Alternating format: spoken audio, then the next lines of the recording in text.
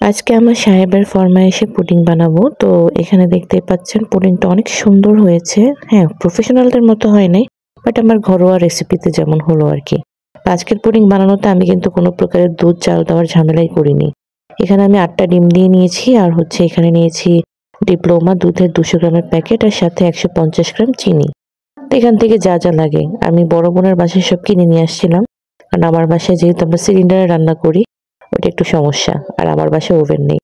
তো এখানে হচ্ছে দেখতেই পাচ্ছেন হালকা কুসুম গরম পানিতে আমি টোটাল ১০ চামচ দুধ গুলিয়ে নিয়েছি।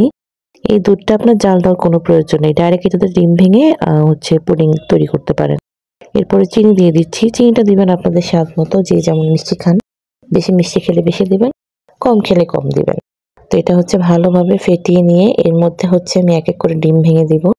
তো সব কয়টা ডিম এখানে ভেঙে দিয়ে দিয়েছি। এইভাবে করলে কি দুধ জাল দিয়ে আপনার ঘন করার কোনো টেনশন নাই। আপনি ডিরেক্টলি পাউডার দুধটা এভাবে গুলে বানিয়ে ফেলতে পারেন। তো আমাদের হচ্ছে অলরেডি এটা রেডি করা হয়ে গেছে। এখন হচ্ছে আমরা বক্সে নিয়ে নিব। তো বক্সে ১ টেবিল চামচ চিনি দিয়ে আগে একটু ক্যারামেল করে নিয়েছি। তো এখানে ক্যারামেল করা শেষ। এখন দুধটা একটু ছেঁকে দেওয়া হচ্ছে যেন ডিমের লাম্পস গুলো না থাকে সেজন্য। তো এটা ছেঁকে হচ্ছে চুলায় বসাবো।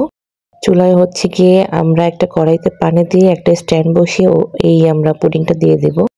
৪৫ মিনিটের মতো হচ্ছে আমরা এটা আম বেক করেছি। এইভাবে আমাদের পুডিংটা রেডি হয়ে গিয়েছে। তো এখানে দেখতেই পাচ্ছেন পুডিংটা রেডি হয়ে গিয়েছে। কিন্তু আমার কষ্ট হলো যে কেন পুডিং এর মাঝখানে ফুটো? এটা কেন হলো বুঝলাম না। নিচের অংশটা কেমন ওটা নিয়ে টেনশনে ছিলাম। কিন্তু পরে যখন এটা উল্টে আমি বের করলাম দেখি নিচের অংশটা ভালোই হয়েছে, খারাপ হয়নি। আর এটার টেস্টও অনেক ভালো হয়েছে, স্মুথ হয়েছে। তো যাক হয়তোবা প্রফেশনালদের মতো হয় নাই কিন্তু সাহেবের খুশির জন্য করেছি, ভালো লাগছে।